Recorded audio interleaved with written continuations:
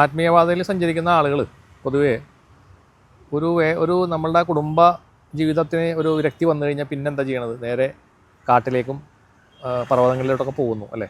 പഴയ സന്യാസികൾ മഹർഷികളൊക്കെ അങ്ങനെയാണ്. ഇപ്പോഴും ഉണ്ടാകുന്ന ആൾക്കാർ ഇഷ്ടംപോലെ ഉണ്ട്. നോർത്ത് ഇന്ത്യയിലൊക്കെ ഉണ്ട്, നമ്മുടെ നാട്ടിലൊക്കെ ഉണ്ട്. ഇപ്പോൾ ശ്രീനാരായണ ഗുരു ഗുഹയിൽ പോയി കുറേ ആൾ ഇരുന്നിട്ടുണ്ട്.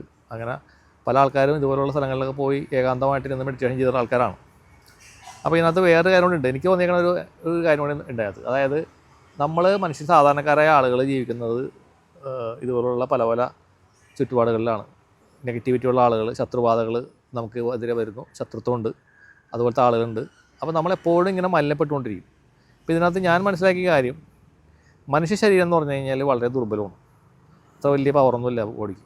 നമ്മൾ സ്പിരിച്വലി ഹൈ ആയാലും എനർജി ബോഡി എത്ര ഹൈ ആയാലും നമുക്ക് ശക്തികളൊക്കെ ഉണ്ടായാലും മനുഷ്യ ശരീരം എന്ന് പറയുന്നത് അത് സാധാരണ ആളുകളുടെ ശരീരം തന്നെയാണ്. അതിന് പ്രത്യേകിച്ച് ഭയങ്കര ഹൈ എനർജി ഒന്നും ഹൈ പവറൊന്നും വന്നില്ല.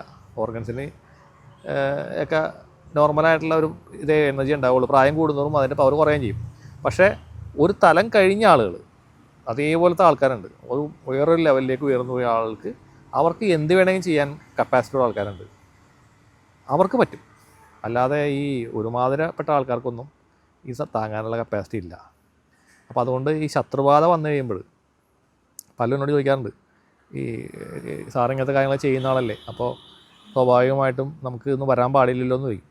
പക്ഷേ എപ്പോഴും ഞാൻ പറയുന്ന കാര്യമാണ്, ഞാനും സാധാരണക്കാരനാണ്. എൻ്റെ ശരീരത്തിന് ഇത്രയേ കപ്പാസിറ്റി ഉള്ളൂ, ഇത്രയേ ശക്തിയേ ഉള്ളൂ. പ്രായത്തിൻ്റേതായ പ്രശ്നങ്ങളും കുറേശ്ശെ എന്താണ് ശരീരം ദുർബലമാകുന്ന അവസ്ഥകളുണ്ട്. പക്ഷേ എന്നിരുന്നാലും എൻ്റെ ഒരു പ്രായത്തിൽ എൻ്റെ സമാനമായ വയസ്സുകളിലുള്ള ആളുകളുടേതായ ശരീര പ്രശ്നങ്ങളൊന്നും തന്നെ എൻ്റെ ശരീരത്തിലില്ല. ഏതെങ്കിലും ബാധകൾ വരുമ്പോൾ ഉണ്ടാകുന്ന ബുദ്ധിമുട്ടുകൾ, അത്രയേ ഉള്ളൂ. അതൊരു ദൈവാനുഗ്രഹം, ആ ദൈവയുടെ അനുഗ്രഹം കൊണ്ട് മാത്രമാണ്. അപ്പോൾ നമ്മൾ മനസ്സിലാക്കേണ്ടത് ഇതാണ് ഇതിൻ്റെ സത്യം. എല്ലാവരെയും ഇത് ബാധിക്കും.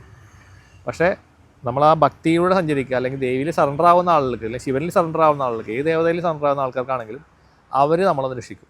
അതൊരു വിശ്വാസമാണ്, അതൊരു റിയാലിറ്റിയാണ്.